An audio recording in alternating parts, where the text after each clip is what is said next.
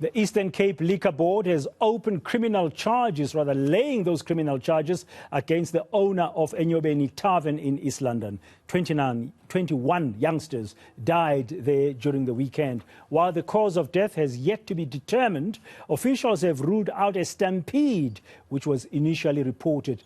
Grief-stricken parents are demanding answers as authorities are continuing with investigations.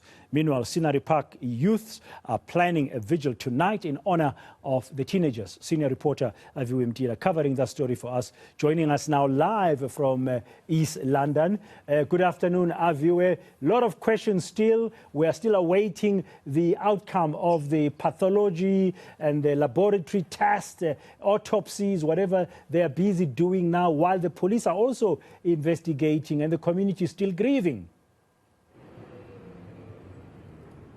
Certainly, Brad Dan, and of course the story keeps on development, with the latest being the Liquor Board in the Eastern Cape now laying criminal charges against Vuyokazi Ndevu, the owner of Enyobeni Tavern. In fact, we're just outside the police station here in East London on Fleet Street, where those charges were laid moments ago. You remember speaking to the Chief Inspector of the Liquor Board in the Eastern Cape just yesterday as they served the compliance notice to the owner, suggesting that then investigation would eventually lead up to criminal charges, but that looks like it has been sped up. In fact, I want to catch up with the Chief Inspector of the Eastern Cape Liquor Board. That's Zola Chikwe. Thank you, Mkulu, for joining us at eNCA.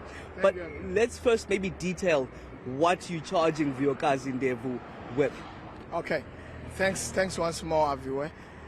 In terms of Section 38 of our Act, no registered person or license holder shall sell liquor to underage persons. That's the first point. The second point is that Section 61 of our Act says, if you do sell liquor to underage persons, that is a criminal offense. So on those bases, the Eastern Cape Liquor Board, and upon receipt of further information from the police of the ages of the persons who passed on in that tragic incident, decided to lay criminal charges against the license holder, Vuyokazi Ndevu.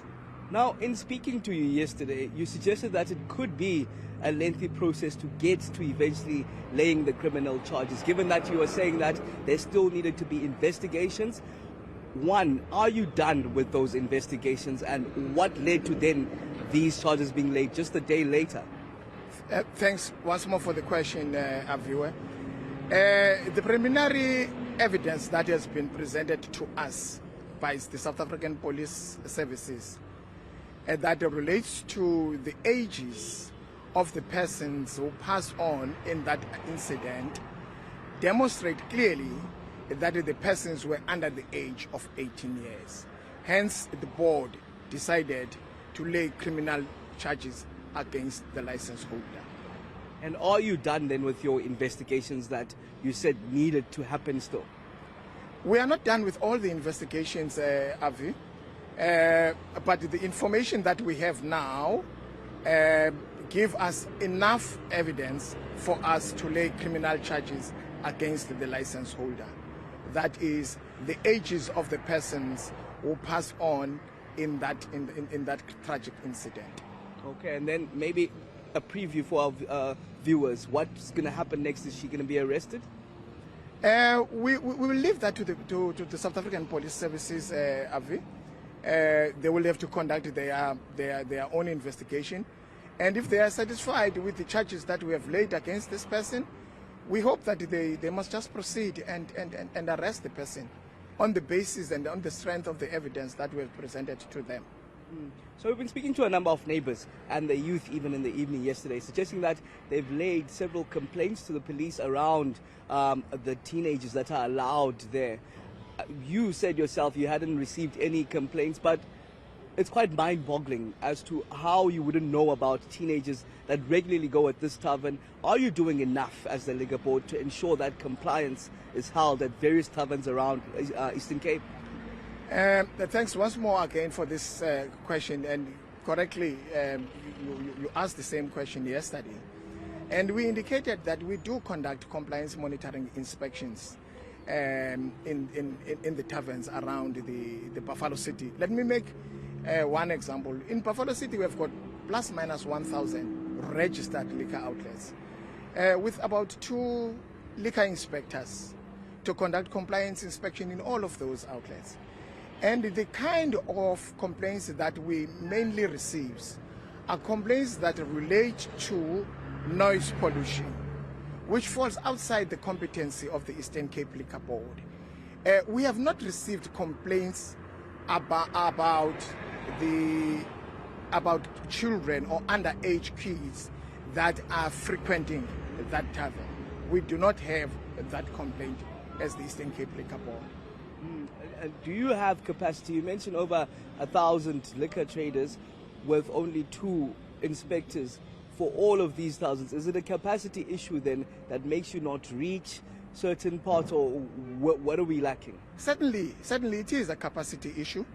We try to work together with other law enforcement agencies to augment our capacity, but they have got all their own priorities. For example, SARS will concentrate more on criminal matters.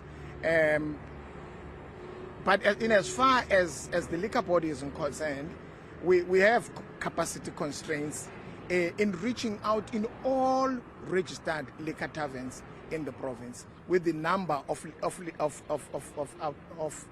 liquor inspectors that we have. Okay, thank you very much. That's the Chief Inspector of the Eastern Cape Liquor Board, Bradan, as they've just moments ago laid a criminal complaint and criminal charge against the owner of Enyobeni Tavern, which is Vuyokazi Ndevu. Okay, thank you very much, Aviwe Mtila, there for that latest development there outside the police station in East London. Now, charge is being laid by the liquor board in the province against the owner of the Enyobeni Tavern, at which 21 youngsters died at the weekend in the early hours of Sunday morning. And we're still waiting to find out exactly what happened. All kinds of speculation and information doing the rounds now, but we'll have to wait for the official word about what happened. Investigations are still underway.